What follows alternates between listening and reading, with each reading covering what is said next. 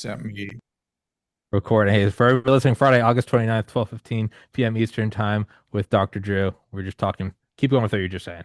We were talking about handwritten notes, and I remember Howard Stern when I would go on his show, we'd always send a sort of greeting, very very short, and I appreciated it so much. It's actually up on. You mentioned you put my little note up on your Yeah, refrigerator. It's on my wall in my office, yeah. and but I thought to myself, I I wish he'd written me a little more. Number one, it wouldn't take that much more effort to give a little thought, and I want other people to experience that. So I make an effort and this little show we do, this Ask Dr. Drew show that's Tuesday, Wednesday, Thursday, 2 o'clock Pacific time.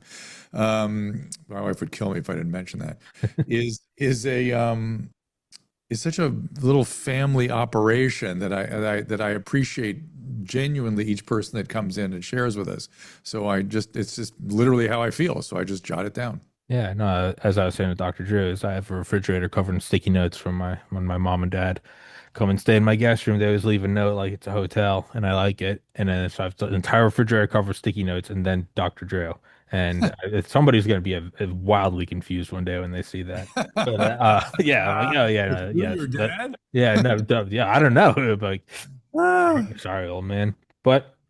Yeah, so funny. one thing I wanted to throw, but I was just, man, I just did another show, so my brain's entirely on that track. Did you ever read anything like Phenomena by Annie Jacobson? Did you ever read any of the books about, diving into remote viewing and stuff? And not that whether it's real or not, to me, I don't care about that. I'm far more interested in the fact that the CIA and the DoD thought it mattered at the height of the Cold War, that they Yeah, spent billions of dollars on it. Have you ever yeah. read into any of that? Well, I mean, it depends how you want to enter the subject, right? There's a lot of different There. layers to it. But I will tell you, my wife, all my wife's friends are psychics. And so I've gotten a chance to examine them close up. I actually took Tyler Henry and wired him up with a neuroscientific Like an instrument. fMRI? Not an fMRI, but it was a 3D EEG type situation. Okay. And I looked at it, what he was doing with a neuroscientist, and the neuroscientist said he's never seen a profile like that ever, and he could only characterize it as hyper alert and asleep simultaneously. And I'm aware that they all have these weird autonomic responses. Their heart rates go way down, they sweat profusely, and they get weird eye movements. I've seen rotatory nystagmus and things, and they're always kind of looking up to one side or the other. And so something is happening, right? So what is happening? I don't know. I do know that humans interact on level. Where did I see just a couple of days ago somebody on an interview or something, and I thought, oh, I agree 100% with this. It was somebody like an Elon Musk type character. Must have been scrolling on TikTok or something, and they said there's a 0% probability that humans can accurately perceive reality. 0%. But like the truth. We cannot. Our brain is not evolved to understand the truth. It's just 0% probability. So which means there's a lot going on that we can't perceive, which is why we use instruments like Mhm. scientific method, which is a very delicate instrument that has been shit all over recently. We've really not been using it accurately for quite some time. But these are ways of penetrating reality to try to achieve an approximation of the truth, so our little instrument, the central nervous system, can understand it better, even though we can never perceive it fully. And that's why we have concepts like God and higher power and all these things that we understand much, much bigger than us. Fine. But embedded in that, you could argue, is communication in and amongst humans that we can't perceive, or amongst 100%. something or whatever. I don't know what. And I'm fully prepared to acknowledge that's a viable possibility. And Yeah. again, and some of these people that use these, whatever the psychic thing is, they may be tuning into something that we have access to that is something. I don't know what. I'm not prepared to say. My wife always argues with me. She goes, I go, I'm looking at it. I'm not quite sure what it is. She goes, well, they're talking to dead people. I go, so one thing I know they're not doing, they're not talking to dead people. They're talking to dead people is her thing. So I was like, I don't know. Maybe they are. I don't know. So, So like what I just went into, and yeah, it doesn't matter how we approach the subject. To me, yeah, it's just like it's a fascinating thing. But Mm, I was just, so there's a great book called Phenomena by Annie Jacobson, and I've interviewed Dr. Dale Graff. mm, He's late 80s, I think now, but he was the head of the CIA Stargate program during the mm, Cold War, which was all this stuff, ESP, telekinesis, telepathy, remote viewing, all this stuff, billions mhm, and billions of dollars. And it wasn't just a random program. It was the highest classification, which is SAP, Special Access Program. The first Special mhm. Access Program was the Manhattan Project. The next one, to my knowledge, was the F-117 stealth bomber. The next one after that was the B-2 stealth bomber. It's saved for the tippy top Let special. me ask you something. Yeah. You speak like somebody who has had sort of uncanny experiences. Is that true? Yeah. Oh, yeah. No, that as well. Well, so Yeah. I'll tell mine, Yeah. and I've prefaced this one before a zillion times, but and I'll say it again. So in 2014, I lost my older brother to suicide, Mhm, and I was not near him. I was about 12 hours away. I was visiting my girlfriend. I had just gotten into medical school, decided I didn't want to go, so I was interviewing for pharmacy school, mhm, and had a nightmare where I was essentially seeing him, and my girlfriend woke up because she said my heart was pounding so hard she had to wake me up. mhm, And what I saw was essentially third person like view of like where he was, the desk he was sitting at, and like he was playing video games or something. And just, for family privacy, I wanted to go into it. But I found out later. So this was happening, and I was having this dream at the exact same time this thing was happening. It wasn't that I right. saw it a year ahead of time. It was Yeah. happening 1, Yeah. 2 a.m. So Carl Jung has talked about this. The Navy used to did you know this story? The Navy used to, this may be apocryphal, I don't know, but I've heard this story that the Navy would separate rabbits, mother rabbits from their babies, put the babies in a submarine, and if the mother started freaking out, it meant the submarine got hit.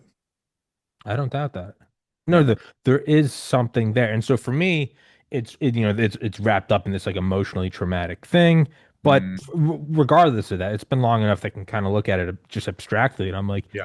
Yeah. as like a science-minded person, I'm less about like, oh my God. And I'm more like, no, what freaks me out is I saw exactly what was happening and the Mhm. exact same time it was happening. And so although it's So it calls, let's That's you and I are gonna something, get and very, I we're gonna get I was very talking to a conversation. therapist at the time, and she's like, "Well, what do you think that is?" I'm like, "I think it's an undiscovered science," which I think she was Well, kind of asking to make sure every whether or good not I ended therapist up in has a had every good therapist has had uncanny experiences in the room with patients. yeah. It's, if you're a good therapist and deeply engaged with your patient, you have these uncanny communications.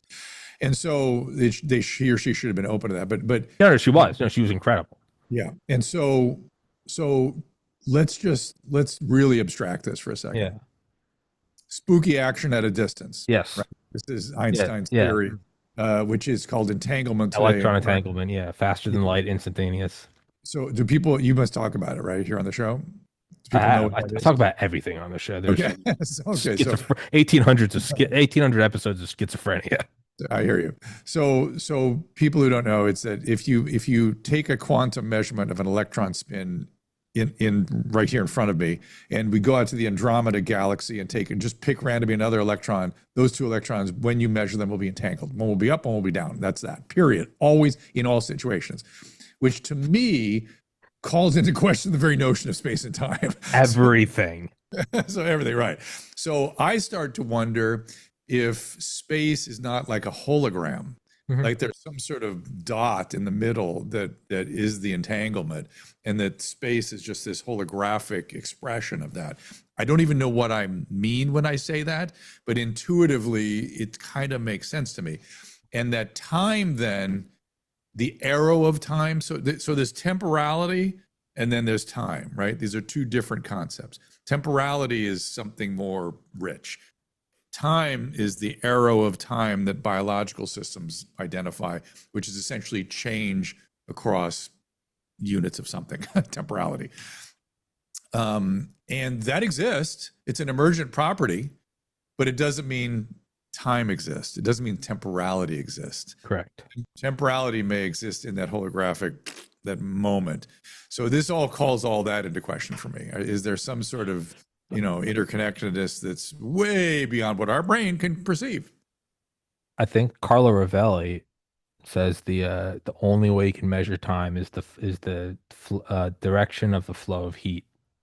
Other than Which that, is the same thing, which is which is change, right? like it's just it's You could also say so you're he's leaning on the first law of thermodynamics. You could also lean on the second law of thermodynamics and go the only way to measure is through entropic expansion. decay. Yeah. Yeah. I So those are all real. Those are all things, which to me, the answer lies in this world of emergent properties, which I'm fascinated by and I do not understand.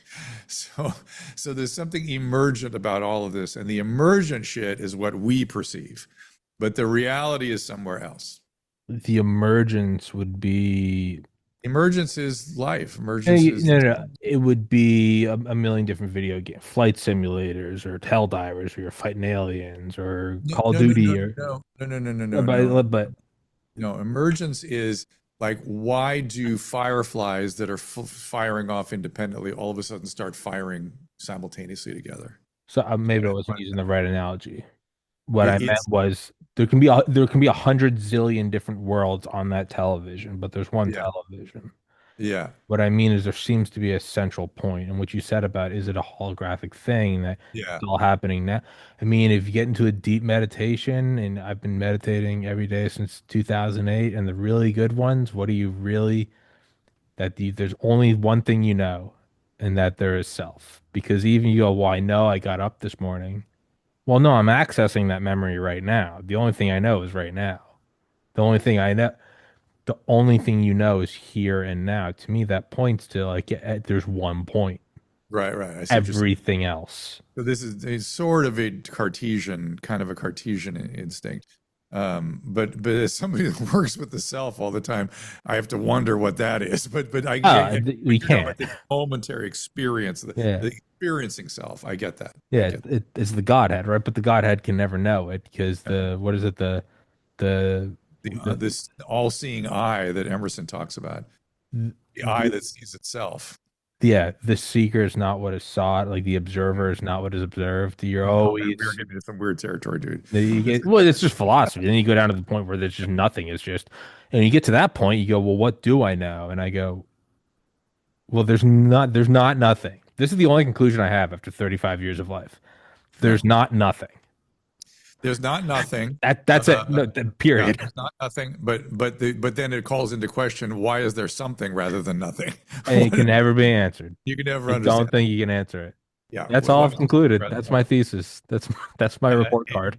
yeah. But I get more concrete, and I go, well, all I have is this instrument, and it creates meaning.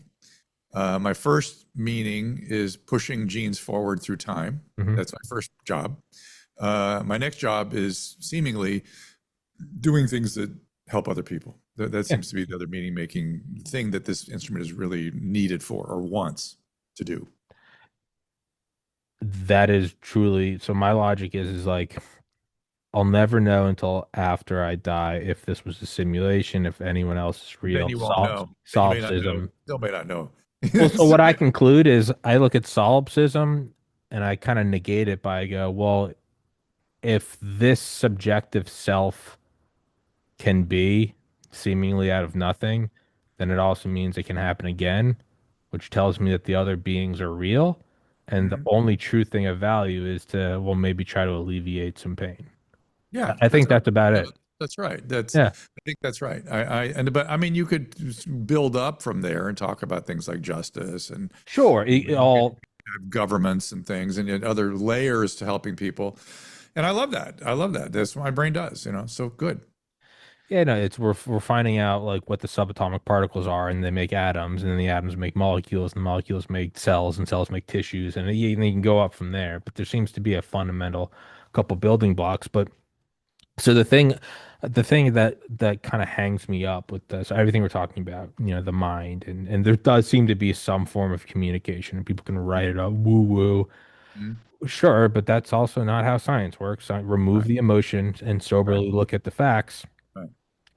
The best I could kind of reverse engineer down was, and I just did a show about this, but really just think about it as most base form, military surveillance or recon or defensive measurements is they're amplifications of our senses. Spy satellites are just really good eyes.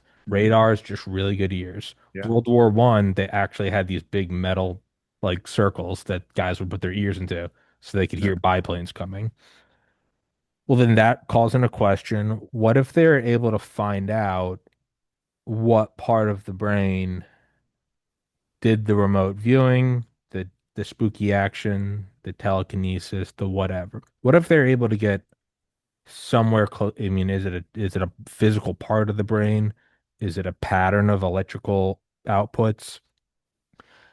But if I were tasked, if I was some DARPA mad scientist with $1 trillion and I was tasked to their mission statement, build the vast weapon systems of tomorrow, I would look at that and go, okay, if a satellite is just the eye and radar is just the SOSUS net in the oceans, it's just the ear, seismology, you put your hand to the ground. I would want to do an fMRI or something on somebody who we know is accurately above 51% doing remote viewing. And I would want to pinpoint that part of the brain and then amplify it as well as I could. Oh, I see So what you're saying. eventually I could make a technological. So first But you you'd make your have, ears really big and then you yeah, make radars, which aren't I even understand your biological. logic. Logic is excellent. However, as It's somebody all that kind of based on works, if it's real. no, right, as somebody who works in that field, you cannot quite correlate anatomy and function. It's not a direct association, right? Okay. And there particularly aren't structures that have, there's regions that have specific functions, but what's going on in that region is highly complex. So you'd have to understand what was going on in that region that you identify. And what you start getting down to is angstrom level, you're right, Blank wire. time, like And it doesn't mean anything to us as humans in terms of meaning. It's just, oh, that's a wiring. Now you could recreate that wiring and see if you could amplify it or something. That kind of makes sense to me. But you'd have to be able to really get the wiring down to the absolute specifics. And for all we know, look, each fucking, can I use that yeah, word? you fuck whatever you want, dude. I don't Each care. fucking synapse is a little computer. Yeah, Each no, one. the Each dendritic. one. And there are billions of them in that region you just identified that has the remote viewing. And each of them has a very complicated wiring with the other ones. This is the infinite, this is the emergent properties I was talking about, and the infinite awe that we should have in relation to the human brain. It's just ridiculous. It is a emergent, it has emergent properties that we just can't get our head around. I should footnote with I don't think this thing that I'm proposing is possible. I think they tried it because they tried everything in the Cold War. I don't think it's possible. Well, But I to love the way me, I love the logic. I love the logic because the logic is unassailable. The problem is the what you need out of that little region is just we can't do it now. yeah, it's not We like, want- oh, it's brain tissue. It's like, well, it's not the brain tissue. It's the Well, hundred you zillion let connections and let's glutamate say ion and let's say you could go, oh, that region, that's the region that the afferents from the heart come up to the brain and feed directly in there. Now what? yeah, but hard. Yeah. Now what? Because what people don't appreciate is we have little brains distributed throughout our body Yeah. through the autonomic system. Do you know this? No.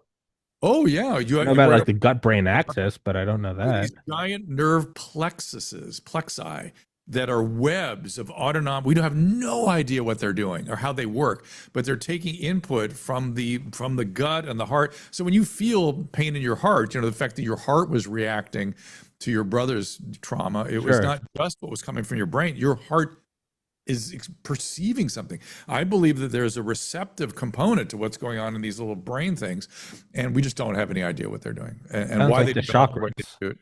They're associated with those kinds of things, chakras, but we don't know why they developed the way they did. I mean, why did the sympathetic nervous system develop the way it is?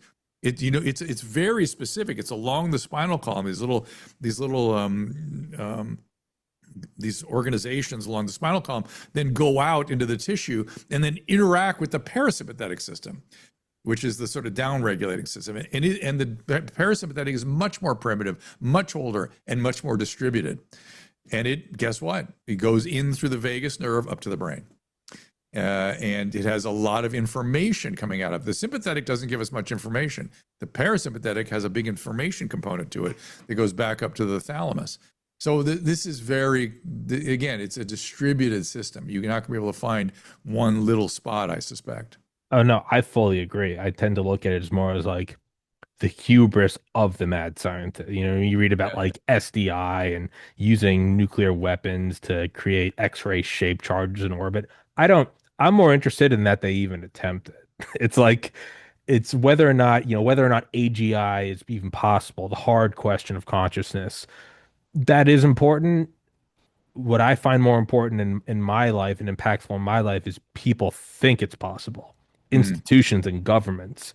So, mm, whether I believe that there is a magic unicorn that lives in my basement that answers all the world's problems, and whether I think it's real or not, if I don't know, the DoD thinks it exists, that's very impactful in my life because they're going to come kicking down my door. So mm.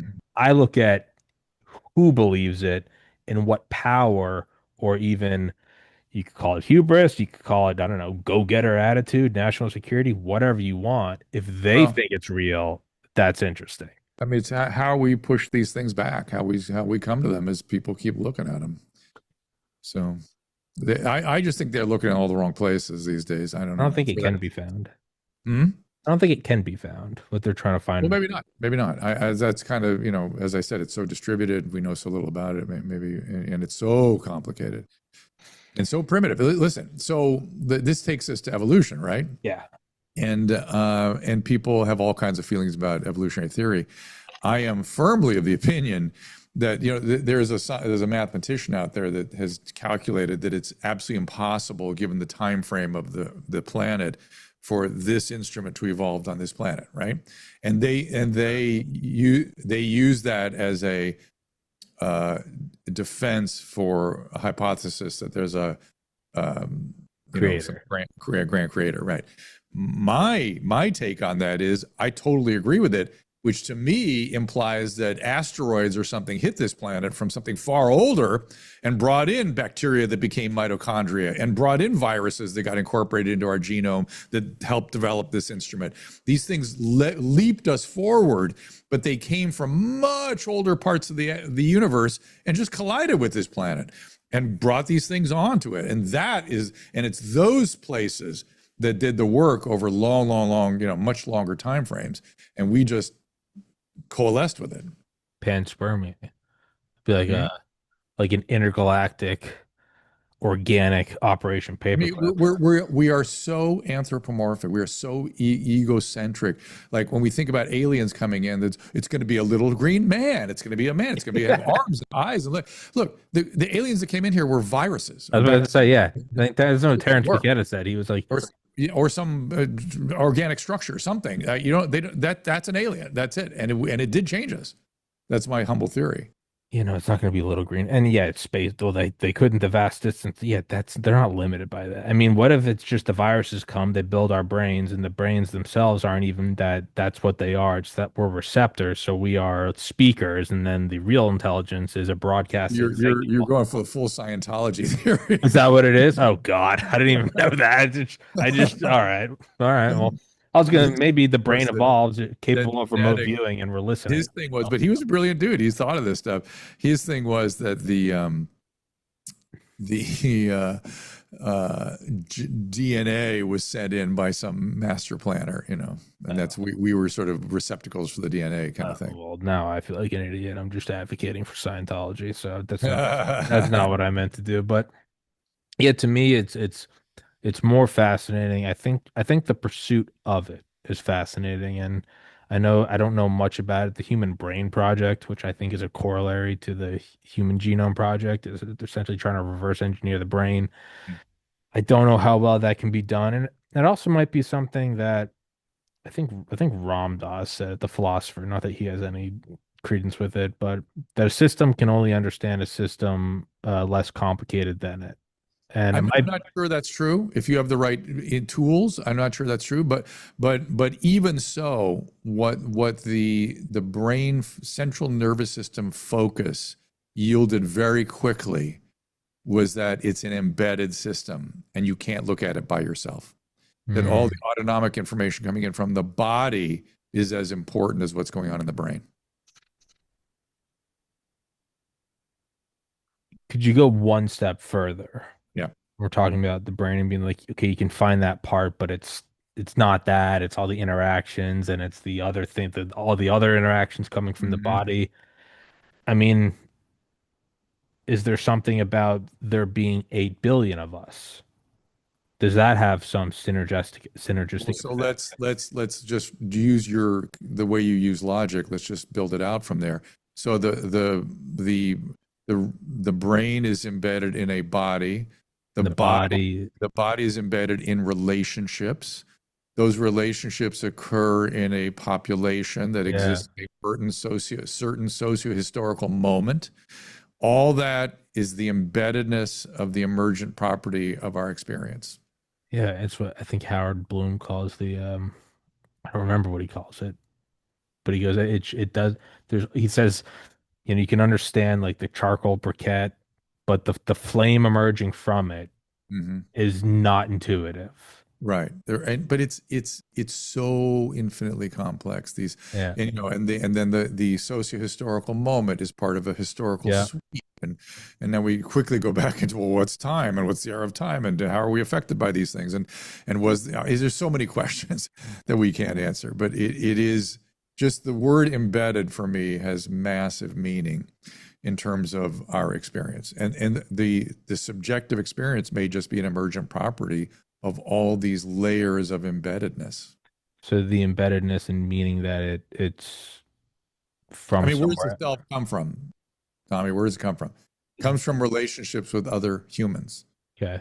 If you got lost in the woods at 6 months of age and came out at age 13, you think yourself would be fully Oh, evolved? whoa. I never.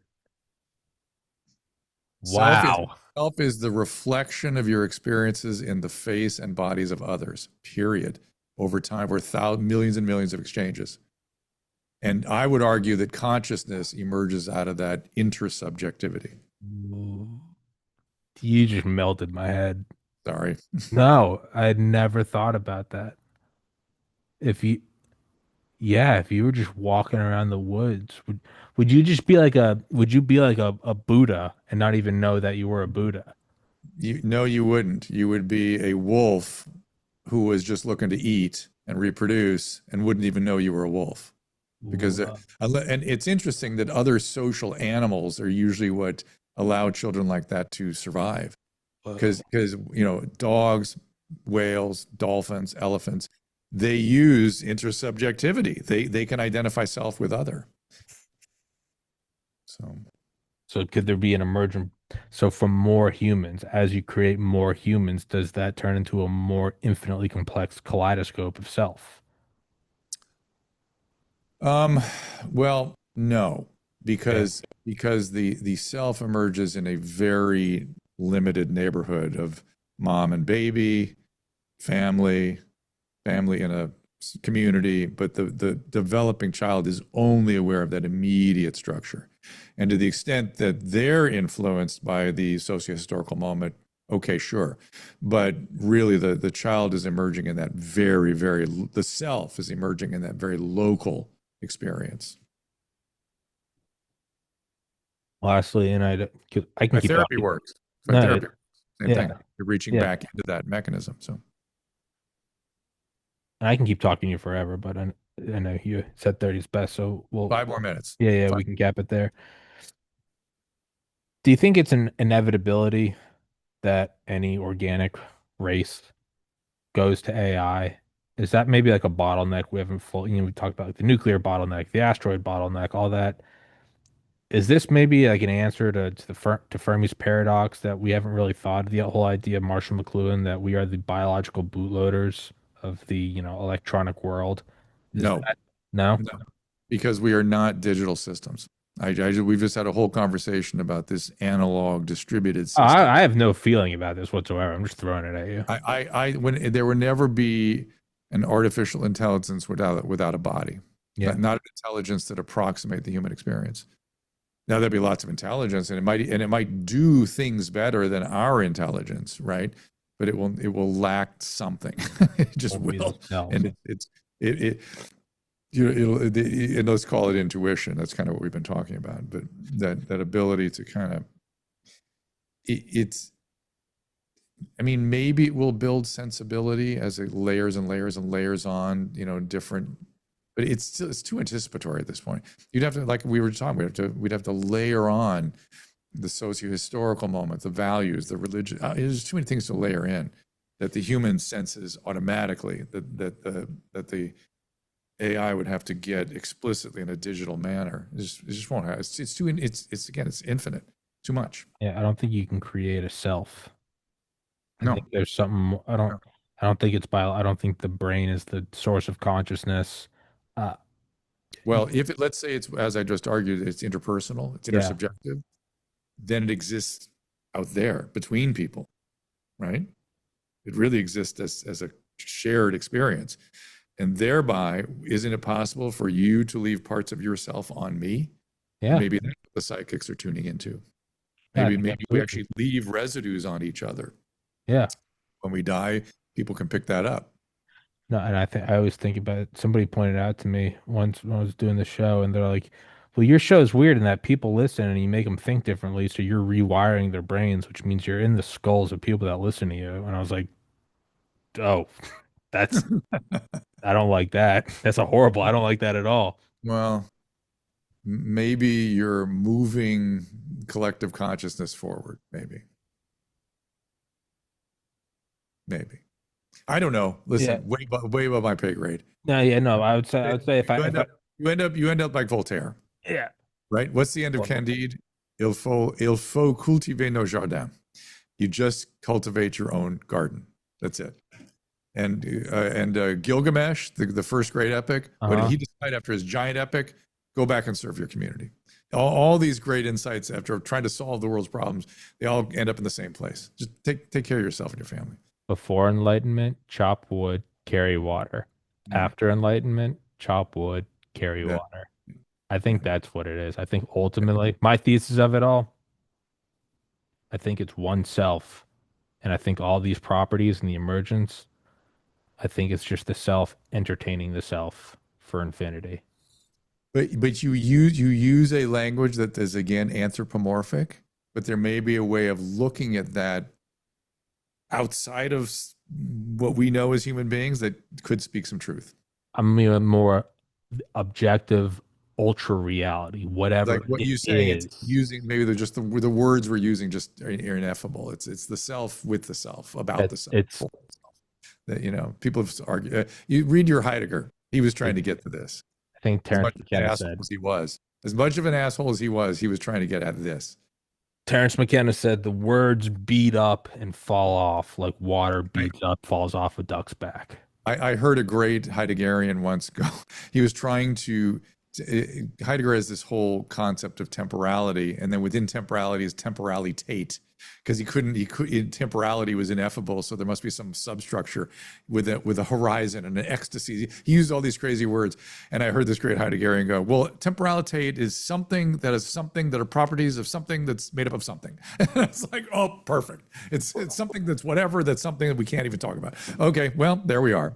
So It sounds like when you didn't read the book and you're trying to do the book report the no, more no, you no. He had do. read the book and he got. It made deep sense to me hearing him talk about temporalitate. It's something that's creating a horizon of something. It's like, oh, yeah, that's where we are. This self interaction makes me think of the quote, "You're standing on a bridge over watching the river of yourself go by." Mm, yeah, and that is sort of what was the first philosopher's name? The Greek, the very first. Plato, You can't. Aristotle? He's the guy that said you can't step in the same river twice. Oh, He had I don't these know kinds who, of. but I know the quote. It's going to come to Socrates, me when I Plato, Aristotle. no before no the pre-Socratics pre everybody. Oh, There's a group way early, and they had some really interesting insights. Some of them. It's going to come to me. I swear to God, as soon as we hang up, I know it will. I'm going to text you the name. well then we'll use that as the Look end. it up now. Look it up now. AI. You can't Can't step, Heraclitus, something like that. Can't sip in the can't, same river can't twice. step. I think Heraclitus. Yep, you got it. Yeah. Bingo. Everything is a concentrate. Yeah, the water. Alan Watts said it more as like when you see a whirlpool in a river, there's never the same water molecule twice. It's just a pattern. Yeah. And that's all they Emergent, are. emergent pattern. Emergent pattern. All right. So, You've the thing that's gonna stick with me, the whole if you were just lost in the woods at 6 months old, that's the sound of one hand clapping. That's something that breaks your brain. yeah, well, yeah, all you have to do is go, oh, you have to see yourself in the face of others to understand the self. You have to have it reflected back to build it. And not only do you build the self, you build emotional regulation that way. And when those things are ruptured, that's how you end up with psychological and psychiatric problems. I stopped drinking and smoking like a year and a half ago, and I go into my weekends now and just try to turn my brain off in natural ways and relax. And this is the last interview of the week, and this is the antithesis of that. You broke my brain with that. You invited me. Yeah, that's fair enough. Well, hey man, we'll wrap this up. I know I said I'm Right. gonna keep you. Did I appreciate it? You're a brilliant dude, and I genuinely appreciate the time out of your day. That was fun, and I appreciate it. It's good. I did not know this is what we were going to talk about, I have no idea what uh, I'm talking every day. No but idea. No but topics. I appreciate the chance to geek out a little bit. Yeah, So, man. That's how I do it. People are like, right. "What are we talking about?" I'm like, "I don't know." Freak out. All right, man. Thank you so Right. much, Dr. Drew. Till next time. Always